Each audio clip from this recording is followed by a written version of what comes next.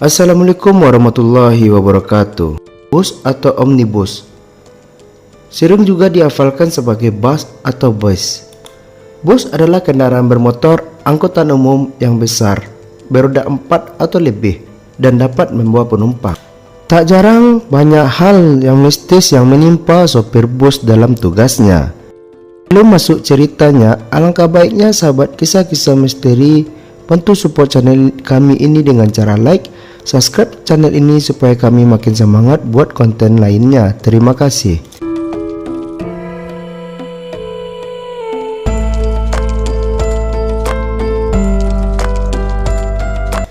Perkenalkan, namaku Laras. Aku merantau ke kota besar demi meningkatkan ekonomi keluarga. Emak dan bapakku hanya buruh tani di desa. Kakakku semua putus sekolah karena emak dan bapak tak ada biaya.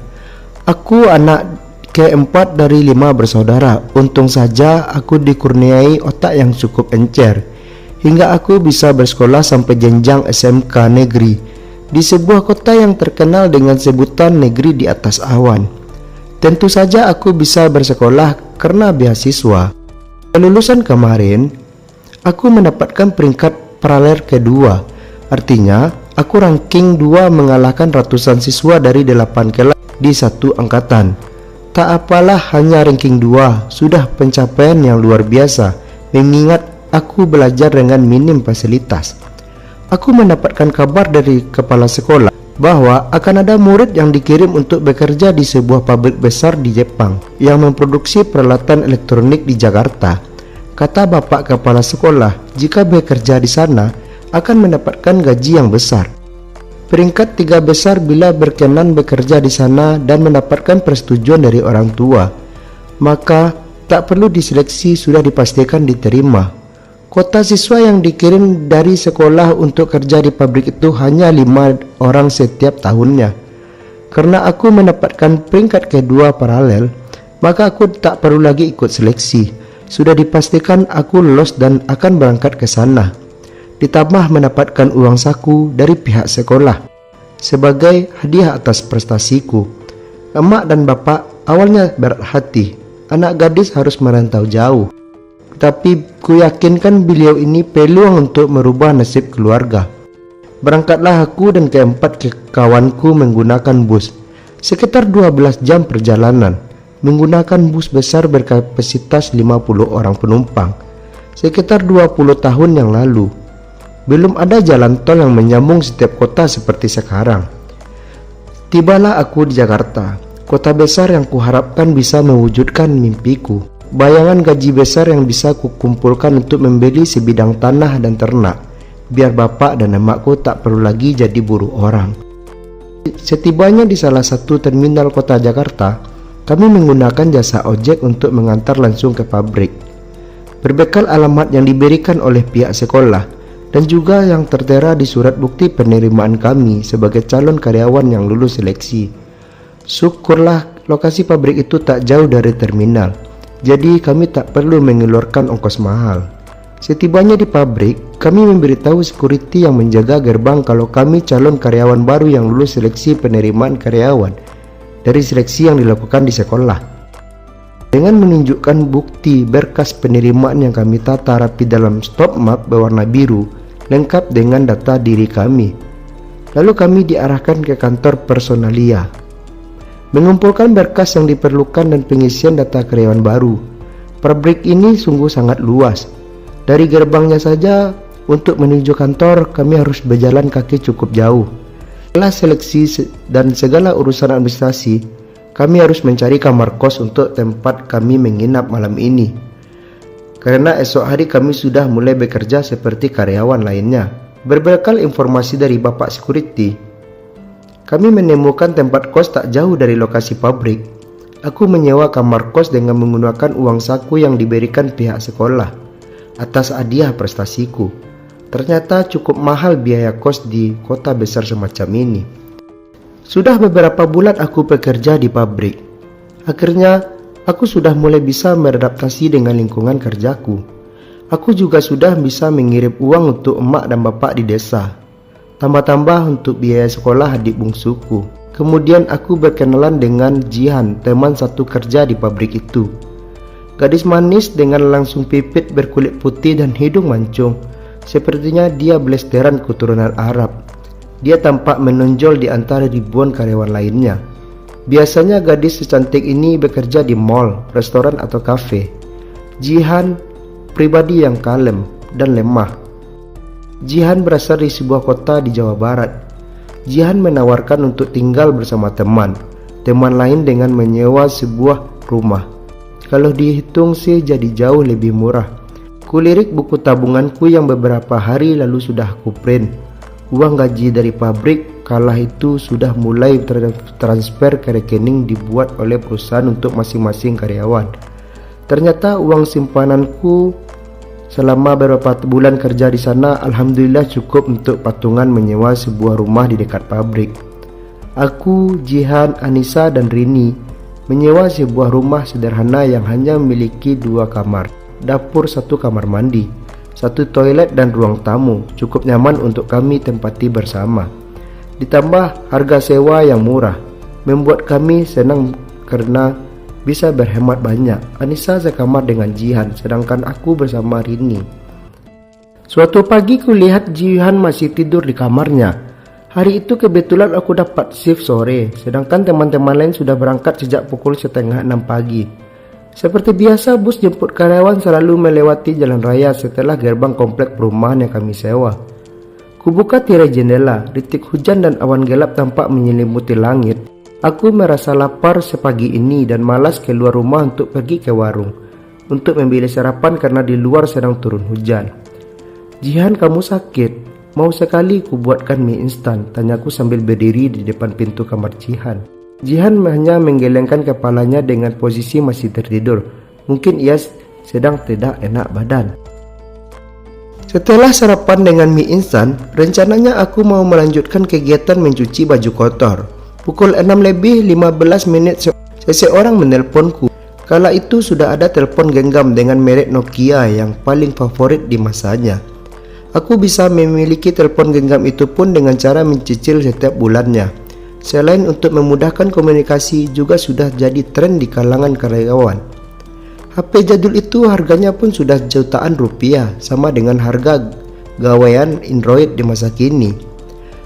Tak banyak orang yang bisa memiliki telepon genggam, termasuk barang mewah saat itu, dan nomor perdana gak ada yang dijual 5 ribuan. Drit, drit, drit, dering nada dering. Suara getal dan nada dering handphone mengingatkanku. Kulihat di layar tertera nama Anissa. Assalamualaikum Ras, terdengar suara di ujung telepon sana.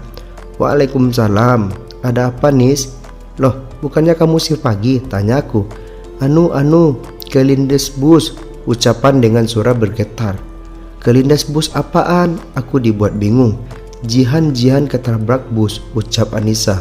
Tut, suara telepon terputus. Lututku goyah, seketika badanku lemas. Ada perasaan takut bercampur sedih. Aku tidak percaya yang diucapkan Nisa, tapi ada suara Nisa terdengar sangat serius. Lalu siapa yang di kamar sedang tidur? Kuberanikan melangkah kaki ke kamar Jihan. Baru beberapa langkah, suara getar HP mengagetkanku. HP yang kugenggam hampir terjatuh. Kalau tak ingat HP ini masih cicilan sama Mbak Ayu, mandor pabrik, pasti sudah kulempar karena kaget. SMS masuk dari Anissa.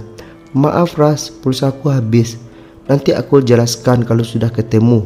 Jenazah Jihan dibawa rumah sakit dan sedang ditangani pihak kepolisian.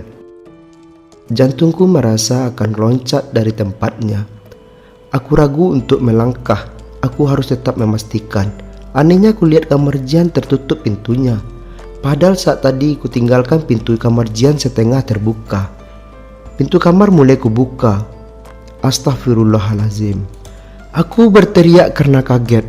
Posisi tubuh Jihan yang tadinya sedang tertidur kini terlihat meningkuk di sudut kamar dengan rambut hitam panjang yang terurai menutupi wajah. Bersama dengan ucapan astagfirullahku, sosok itu menghilang begitu saja, hanya dalam hitungan detik. Jangan panik, jangan pingsan. Kalau pingsan gak ada yang nolongin, ucapku dalam hati. Dengan tubuh gemetaran kupaksakan menggerakkan badan meninggalkan kamar. Kuterabas hujan menuju warung yang tak jauh dari komplek perumahan.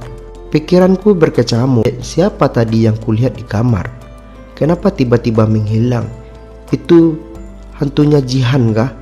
Ternyata seorang gadis yang menabrakkan diri ke bus jemputan karyawan melintas di area pabrik. Sudah jadi perbincangan menarik di warung Bu Sri langganan kami. Karena memang antara rumah kontrakan warung dan pabrik jaraknya tak begitu jauh. Banyak karyawan pabrik yang menyewa kamar kos di sekitar perumahan. Juga berlangganan membeli sarapan atau makan siang di warung itu. Aku memasuki warung dengan baju yang sudah basah kuyup dan rambut lepek karena hari hujan. Dalam keadaan seperti itu, mana mikir cari payung. Boro-boro mikir masuk angin, gak pingsan saja udah bersyukur. Loh kok basah kayak gini? Hujan dek, sapa ibu yang punya warung. Aku hanya terdiam dan tersenyum lemah. Masih sok rasanya, ditambahkan berita itu ternyata juga jadi perbincangan di sini. Untungnya hujan. Tubuh gemetarku dianggap normal karena kedinginan, bukan karena takut habis lihat setan. Ayu, kok bunuh diri ya? Ucap Bu Sri pada seorang pelanggan yang ternyata bapak sekuriti pabrik tempatku bekerja. Kemudian kulihat Ibu Sri melayani pesanan makanan dan minuman bapak sekuriti tadi. Sepiring nasi penuh, sayur bayam, lele goreng, sambal, dan segelas air teh hangat. Pantesan saja tumbuh gempal, porsi makan sebanyak itu. Mbak malah jadi cuekin. Mau bungkus nasi mbak, ucap ibu pemilik warung yang fokus melihat padaku. Gelas teh hangat, tawar aja bu. Saya numpang duduk sini ya bu, ucapku pada pemilik warung. Iya dek silakan, ucap ibu pemilik warung dengan ramah.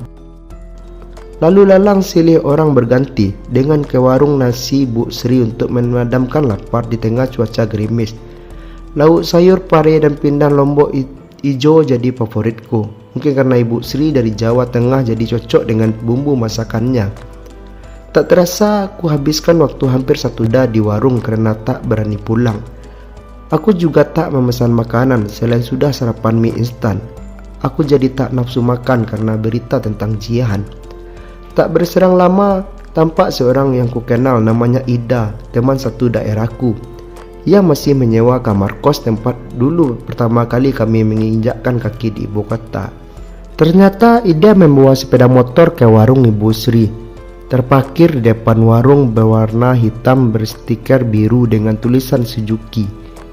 Sejak kapan ia bisa mengendarai sepeda motor bebek? Sepeda motor siapa? Kala itu sepeda motor masih disebut motor 2 tak, dengan suara berisik dan asap mengembul seperti fogging membasmi nyamuk demam berdarah. Dah kamu bisa naik motor? Tanyaku penuh curiga. Mulai menyalakan sepeda motor, harus digenjot berulang kali mau menyala. Dalam perjalanan aku gak dekduk. Waktu itu tak banyak perempuan yang bisa naik motor. Tidak banyak orang memiliki sepeda motor seperti sekarang. Belum ada kredit sepeda motor dengan DP murah. Jasa ojek, angkot dan jual beli motor kala itu jadi bisnis yang menjanjikan. Terbersit dalam pikiranku saat itu kalau jatuh dari motor nyungsep ke got bisa sial 2 kali hari ini. Ternyata Ida bisa naik motor, kutanyakan ia dalam perjalanan. Tak berserang lama tibalah kami di kontrakan. Hujan juga sudah reda, masih menyisakan banyak genangan. Awan gelap tampak masih mengguntung di langit sana. Aku tengok sekelilingku, komplek perumahan ini tampak sepi. Mungkin karena hujan tadi. Tetangga yang lain memilih berdiam di rumah masing-masing. Dah, ikut masuk yuk, ajakku. Aku tunggu di sini. Kalau motornya mati susah dinyalakan. Capek aku genjot starter kicknya. Apa kamu mengenjotnya nanti kalau mati? Timpalnya lagi. Ida menunggu di teras rumah kontrakan. Jawaban cukup masuk akal, tapi bisa aku debat lagi. Terpaksa aku beranikan diriku masuk ke dalam rumah sendirian. Ketika aku buka pintu, semua tampak normal. Aku langkahkan kaki masuk ke kamar untuk segera mengambil seragam. Baru beberapa langkah belum sampai ku menggapai pintu kamarku, tiba-tiba kaki kananku seperti ditahan sesuatu. Aku tak bisa bergerak. Kupaksakan menyeret kakiku juga belum bisa digerakkan. Mau berteriak memanggil temanku di luar sana rasanya tak sepatah kata pun dari bibirku bisa kuucapkan. Rasanya seperti tertahan di tenggorokan. Ida, sial, tak bisa keluar suaraku walaupun bibirku sudah bergerak komat kamit. Ku coba melihat ke arah kakiku, tak ada apa-apa. Entah apa yang menahan kakiku. Kembali ku coba menarik kaki kuat-kuat dari sesuatu yang menahanku tapi tak nampak. Aku juga tersungkur ke lantai. Tanganku seperti meraba sesuatu. Sebuah lekukan jari tangan dan terasa sangat dingin. Ah, tangan siapa? Kakiku sudah bisa digerakkan tapi tanganku seperti ditahan. Ku kejamkan mata karena takut. Kurapalkan doa yang ku bisa. Sampai doa kepada orang tua pun aku sebut saking paniknya. Leherku seperti ditiup-tiup sampai bisa membuat merinding seluruh badan. Tiba-tiba suatu berbisik telingaku. Tolong aku, lirih dan menyedihkan. Aku rasanya pengen pisan. Lagian di luar ada Ida. Kalau aku belum keluar juga dari rumah pasti aku dicariin di dalam. Sayangnya harapanku buat pingsan tak terlaksanakan. Aku mencoba beristighfar sebanyak-banyaknya untuk mengusir rasa takutku. Hanya kalimat istighfar yang mampu kuucapkan. Jangankan ayat kursi, surat Al-Fatihah yang mudah saja mendadak aku amnesia. Tangan yang tadinya tak bisa kugerakkan kini sudah digerakkan kembali. Ada seperti buku harian selebar jengkal tangan yang tersampul warna merah muda terletak di lantai persis di bawah telapak tanganku. Bukankah tadi yang kuraba adalah punggung tangan? Kenapa malah menjadi buku harian? Perasaan saat itu tinggal aku tak melihat buku ini di lantai. Kami berdua keluar kamar diikuti penghuni kos lainnya. Karena suara teriakan itu terdengar sangat keras seperti orang mengamuk. Terlihat seorang gadis yang sudah mengacak-ngacak kamarnya. Pintu kamarnya sudah terbuka dan ada beberapa teman yang mencoba membuat tenang tapi hasilnya nihil. Gadis itu tetap berteriak dan meraung. Beberapa penghuni kos ada yang berlari keluar dan memberitahu ibu kos yang rumahnya memang hanya terletak di seberang kos saja. Suasana siang itu jadi mencengkam. Aku dan Ida hanya bisa saling berpandangan. Kami berdua paham gadis itu kesurupan tanpa harus saling mengucap. Ibu kos datang melihat keadaan kemudian beliau keluar lagi dan bilang akan mencarikan orang pintar. Sesaat aku mendengar gadis itu berteriak dalam bahasa Sunda. Setahuku gadis itu tak pernah menggunakan bahasa Sunda. Sejak kapan ia bisa bahasa Sunda? Sambil menunjuk ke segala arah ia kembali berteriak. Setelah meraung kemudian ia menangis tergugup di sudut tembok kamar. Suara tangisannya teramat menyedihkan. Tak terselang lama ibu kos datang bersama Wak Imah. Menurut peraturan ibu kos, beliau ini dukun pijat bayi yang bisa bersinggungan dengan hal gaib. Wak Imah meminta segelas air putih, entah doa apa yang beliau baca, dan sesekali mengajak gadis itu berbicara dengan bahasa Sunda. Tahu saja aku tak paham apa yang dibicara Wak Imah ke gadis itu. Jangan ada yang melamun, bantu baca doa dalam hati masing-masing, ucap Wak Imah kepada kami yang berkerubungan jadi penonton. Kulihat Wak Imah mencipratkan air yang sudah ia bacakan doa ke wajah gadis itu. Kemudian beliau seperti memencet di antara ruas jempol kaki dan jari sebelah. Gadis itu berteriak lalu tumbang seperti pingsan. Tolong temannya dijagain, kalau udah bangun tolong diminumi air putih ini, ucap Wak Imah sambil beranjak dari kamar itu. Kedengaran Wak Imah mengobrol dengan ibu kos, kurang lebih obrolannya seperti ini. Apa ada gadis yang baru bunuh diri? Tanya Wak Imah kepada ibu kos. Ibu kos yang belum tahu berita tentang Jihan hanya menggelengkan kepala. Ada jiwa seseorang yang marah ingin menuntut balas. Semua tidak sampai memakan korban jiwa, ucap Wak Imah kata itu. Ibu kos menatap Wak Imah dengan raut wajah bingung. Gadis yang kesurupan tadi tampaknya juga sedang ada masalah.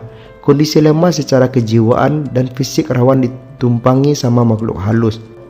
Pokoknya jaga solat dan banyak doa saja buat benteng diri, ucap Wak Imah memberi nasihat kepada ibu kos untuk sambil kepada penghuni kos lainnya. Ibu kos tampak melayani Wak Imah dan memberikan sebuah amplop kecil berwarna putih untuk sekedar ucapan terima kasih. Aku dan Ida bisa berdiam dan kembali ke kamar. Gadis yang tadi kesurupan sudah ditemani penghuni kos lainnya. Suasana mencekam masih terasa meski kejadian kesurupan itu sudah selesai. Kesurupan di siang bolong seperti ini. Jiwa yang marah ingin menuntut balas korban jiwa lainnya. Apa ada hubungan dengan jihad? Banyak pertanyaan menari-nari dari otakku. Hingga kita sudah berada di akhir video. Terima kasih telah mendengar cerita Jihan. Kalau sahabat suka dengan cerita ini, tekan like dan subscribe channel ini supaya channel kita ini bisa berkembang. Terima kasih. Wassalam.